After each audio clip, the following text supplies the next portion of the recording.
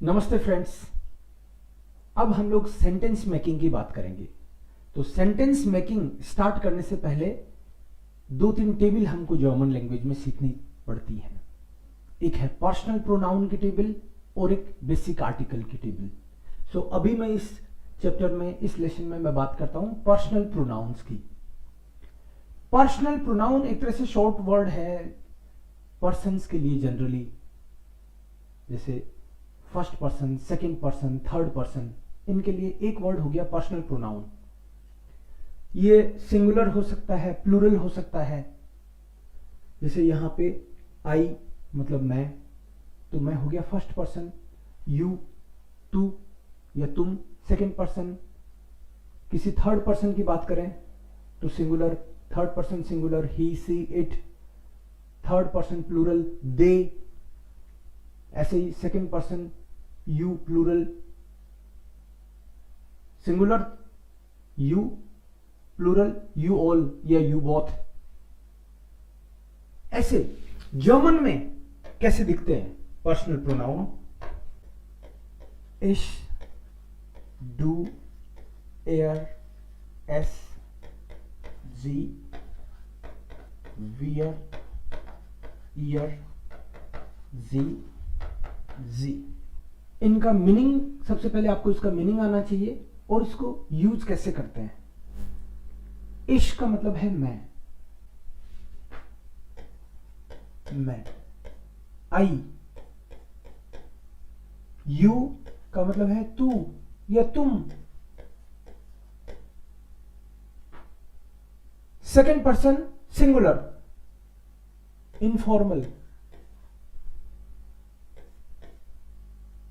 Air, air का मतलब है वह, एस वह,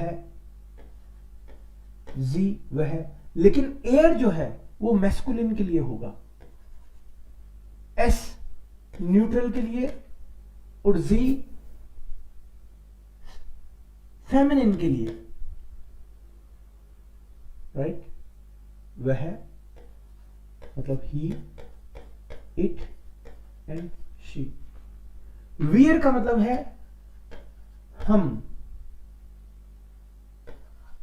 वी।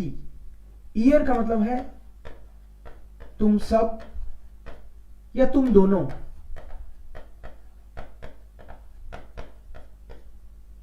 ये सेकंड पर्सन प्लूरल हो गया, इनफॉर्मल प्लूरल। ये था इनफॉर्मल सिंगुलर। और ये जी का मतलब है आप, रेस्पेक्ट से जब हम बात करते हैं। इंग्लिश में तो यू ही बोलेंगे इसको भी। और ये जी है दे, मतलब वे।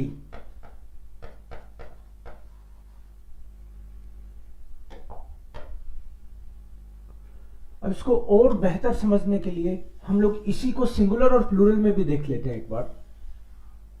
सिंगुलर और प्लूरल, इन्हीं को मैं सिंगुलर और प्लूरल में वापस से एक बार लिख देता हूं। इश, इश का मतलब है मैं, इसी में है ये सिंगुलर प्लूरल भी। इश का प्लूरल एक तरह से हो गया वियर। इसको हटाया, वियर को हटाया, यहां निकाल दिया हमने। डू, डू है सिंगुलर तो इसका प्लूरल ईयर, तो ईयर को हटाया, इसको हटाया। फिर एयर, एयर सिंगुलर है, इसका प्लूरल है जी।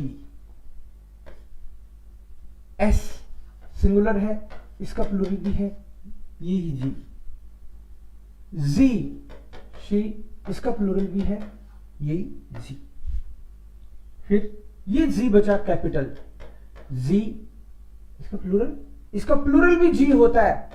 इसका मतलब ये हुआ कि यहां पे एक और कैपिटल जी लिखना चाहिए, बट जनरली लिखते नहीं है। लिखते इसलिए नहीं है क्योंकि वो उसका कहीं कुछ खास फर्क पड़ता नहीं, वर्ब कंजुगेशन वैसा ही होता है, इसलिए लिखते नहीं है, लेकिन होते ये सब हैं। सो एक तरफ सिंगुलर और एक तरफ प्लूरल। पर्सनल प्रोनाउन ये हो गए। अब ये तो हुआ पर्सनल प्रोनाउन सब्जेक्ट के तौर पे। पर्सनल प्रोनाउन तो ऑब्जेक्ट भी हो सकता है, जैसे मान लो मैं बोलूं I like you, sentence making की डिटेल में बात करूंगा, लेकिन आपको बता रहा हूं कि ये जो यू मान लो मैंने लिखा, सपोज मैं इस यू की बात कर रहा हूं, बट ये यू सब्जेक्ट है कि ऑब्जेक्ट, ये डिटेल में आपको समझाऊंगा, लेकिन ये यू तो सब्जेक्ट भी हो सकता है और ये यू तो ऑब्जेक्ट भी हो सकता है। ये डिपेंड करता है सेंटेंस में उसकी पोजीशन क्या है। अगर मैं बोलूं यू आर कमिंग तो यू सब्जेक्ट हो गया, और मैं बोलूं आई मीट यू, मैं तुमसे मिलता हूं, तो यू यहां पे ऑब्जेक्ट हो गया।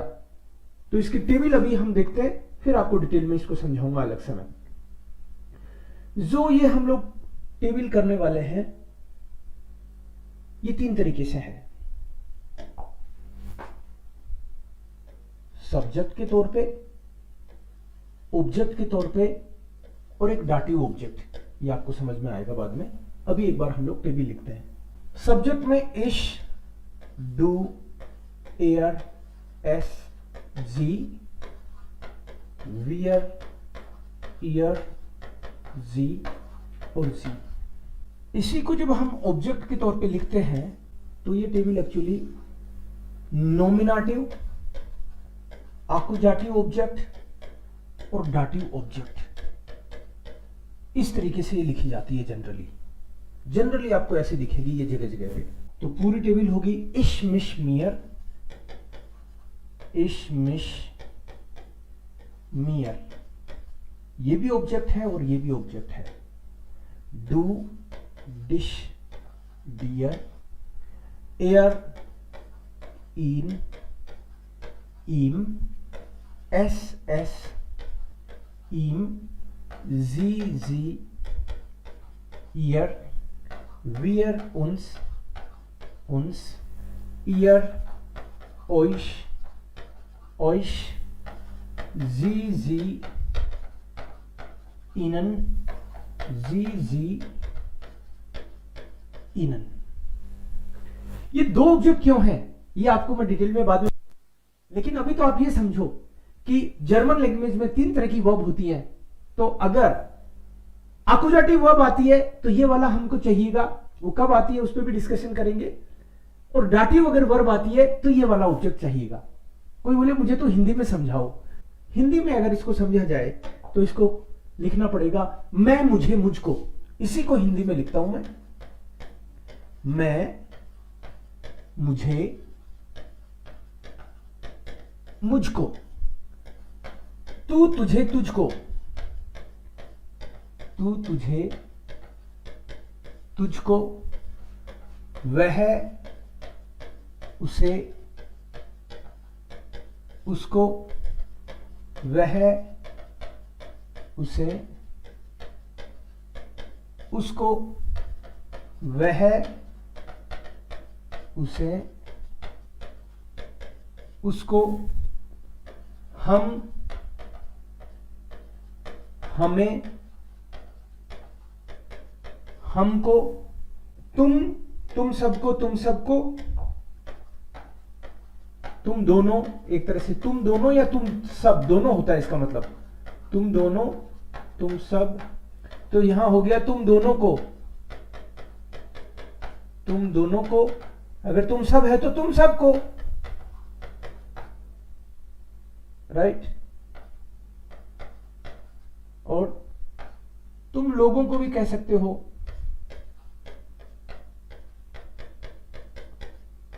तुम लोगों को, राइट। फिर है आप, आपको, आपको,